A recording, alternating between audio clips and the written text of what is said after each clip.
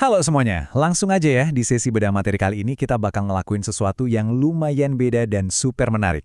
Kita bakal coba ngebongkar masalah-masalah psikologis kita sehari-hari, kayak rasa kecewa, stres yang numpuk, atau bahkan pencarian makna hidup. Tapi nggak pakai sudut pandang emosi yang abstrak. Sebaliknya, kita bakal pakai kacamata biologi molekuler. Beneran deh, ini objektif dan mind-blowing banget. Yuk kita mulai.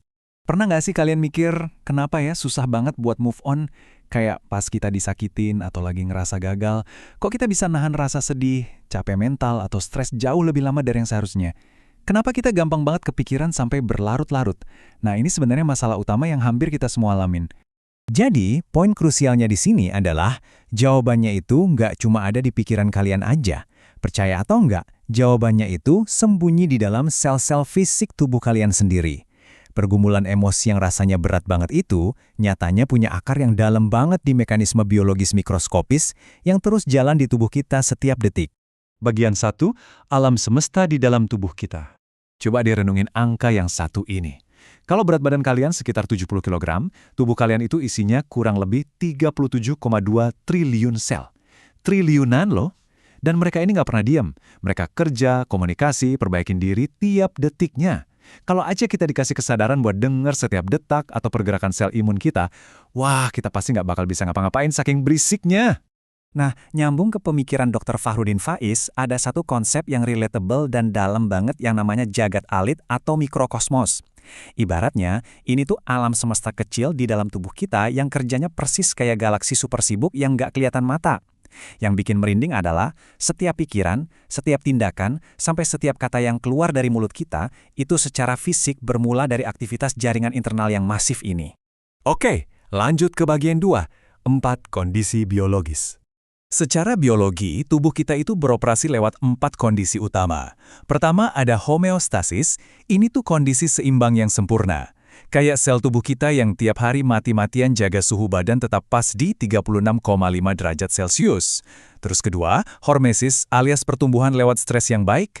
Ketiga, alostasis. Ini tuh semacam mode bertahan hidup secara aktif, seberapa banyak beban stres yang bisa kita pikul. Dan yang terakhir, nekrosis, yang artinya kehancuran mutlak pas tubuh udah nyerah dan gak kuat lagi nahan beban. Penting banget nih buat kita bandingin dua kondisi di tengah tadi. Di satu sisi kita punya hormesis. Ini stres ringan yang justru bikin kapasitas dan ketangguhan kita naik.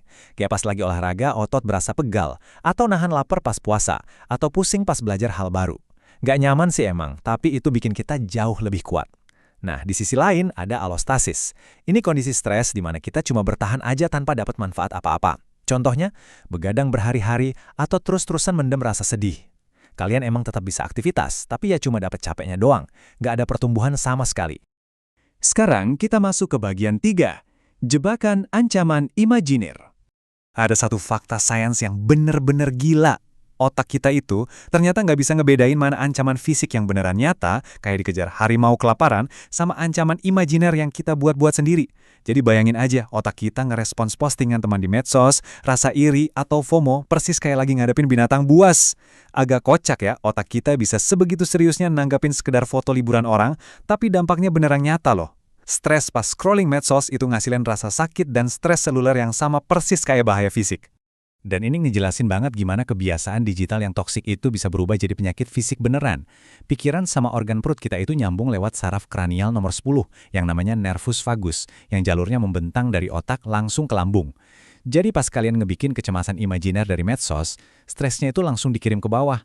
Makanya kecemasan digital kalian itu secara harfiah bisa bikin asam lambung naik, GERD, atau penyakit psikosomatis lainnya. Kalian ngasih beban ke sel-sel kalian pakai ancaman yang bahkan nggak nyata. Masuk ke bagian 4, memprogram ulang lewat stres yang baik. Biar gampang, bayangin beban stres atau allostatic load itu kayak kalian lagi megang segelas air. Kalau dipegang semenit, ya santai aja, ringan. 1 jam, mulai pegel tuh lengan. Kalau seharian penuh, tangan kalian bisa lumpuh saking sakitnya. Padahal berat gelasnya kan nggak berubah sama sekali. Jadi masalah biologisnya itu bukan di seberapa berat kesedihan kalian, tapi seberapa lama kalian nahan kesedihan itu di dalam jagat alit kalian. Fakta yang satu ini mungkin bakal nampar kita semua. Secara sains, otak kita itu cuma butuh waktu sekitar 5 hari buat benar-benar memproses sebuah rasa sedih. Terus pertanyaannya, kenapa kita bisa patah hati berbulan-bulan? Ya karena kita sendiri yang muter kaset rusak memori buruk itu berulang-ulang di kepala. Kita yang terus-terusan amain beban alostasis baru tiap harinya gara-gara overthinking. Nah, disinilah kesadaran itu penting banget, yang kalau di biologi nyambung ke konsep epigenetika. Singkatnya, ini ilmu tentang gimana lingkungan dan kebiasaan kalian itu ngaruh langsung ke cara kerja DNA kalian. Contoh gampangnya gini, kalau lagi ada yang bikin emosi, coba ambil jeda, tahan 5-10 detik. Jeda sebentar ini bakal nahan lonjakan adrenalin dari amigdala kalian, ngasih waktu buat otak logika kalian ambil alih. Cuma dengan satu tarikan napas sadar, kalian itu benar-benar udah memprogram ulang respons biokimia di dalam sel kalian. Keren banget kan? Bagian 5. Memperlambat jam biologis kita.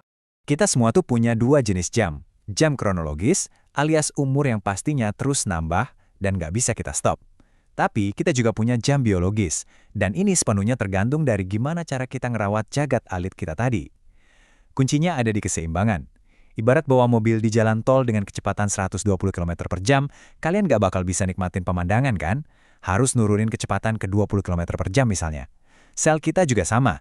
Kita butuh hormesis buat tancap gas dan nantang diri sendiri, tapi kita juga mutlak butuh homeostasis buat ngerem, melambat, dan ngambil waktu buat istirahat.